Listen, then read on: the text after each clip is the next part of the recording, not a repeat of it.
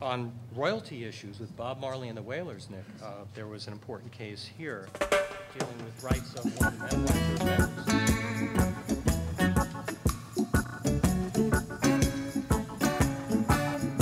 Thank you, Christine.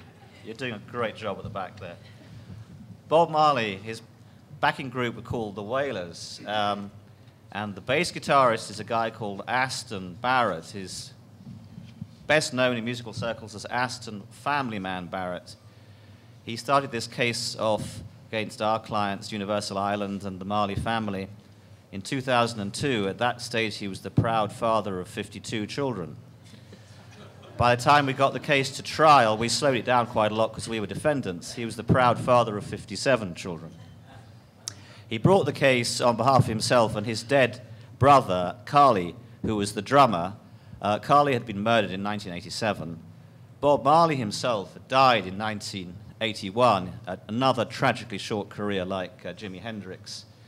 And the case concerned whether Aston and Carly Barrett were parties to the original recording contracts with Island Records, which were signed in 1974 and 1975.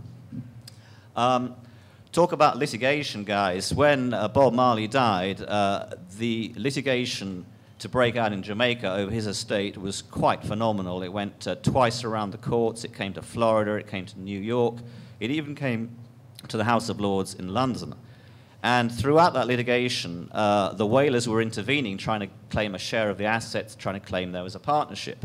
And they were partners and therefore needed a division of the Bob Marley estate. One case, there was an intervention in New York, and one of the interveners was actually Carlton Barrett. The only trouble about that was that the claim was filed 3 months after he died, and the lawyer hadn't even bothered to check whether he was still alive or not. Anyway, they sued, and they said they were parties to the contract, and they wanted a share of the royalties going back to the very, very beginning. What had happened was that all of the litigation had in fact been resolved, although Carlton Barrett was not a party to the resolution, had been resolved by a settlement agreement of March 1994. And under that agreement, the Wailers, including Aston Barrett, had waived all their rights to claims in exchange for a lump sum. And the wording of the release was pretty clear. It said it was any claims now or ever contemplated, possible or otherwise. And the case really came down to, was that settlement agreement going to be enforced, or was there some way out of it? The policy of the English courts is very much to enforce settlement agreements. They are to be encouraged as a way of avoiding litigation, although obviously in this case it didn't succeed in avoiding the litigation.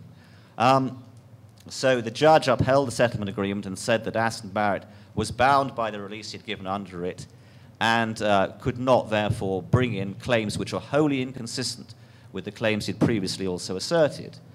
For that reason also, that they were inconsistent, he was estopped under the basic principles of estoppel from bringing the claims, and the judge also found that the entire litigation brought by Aston Barrett was an abuse of the process of the court. To which we said, well, thanks very much, Judge. This is 3 years after the case was brought and after over £1 million had been spent.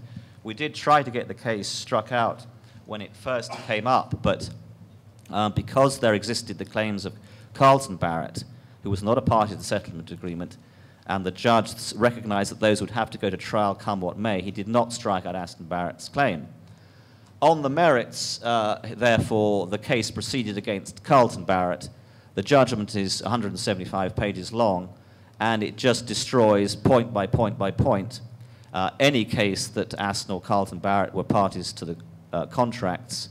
It also examined whether they had written 7 songs which had been attributed to them from the word go, and the judge found, as a matter of fact, having heard a large range of witnesses, it was an absolutely brilliant case to bring.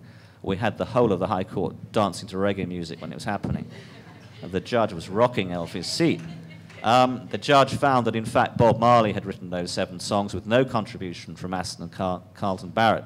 The reason the songs had been attributed to them was for Bob Marley to get out of a publishing contract he had with Danny Sims. Now, I've got a horrible feeling somebody in the audience acts for Danny Sims, because at the party last night, somebody said, I act for Danny Sims. So I thought, oh my God, there's going to be another lawsuit coming out of that.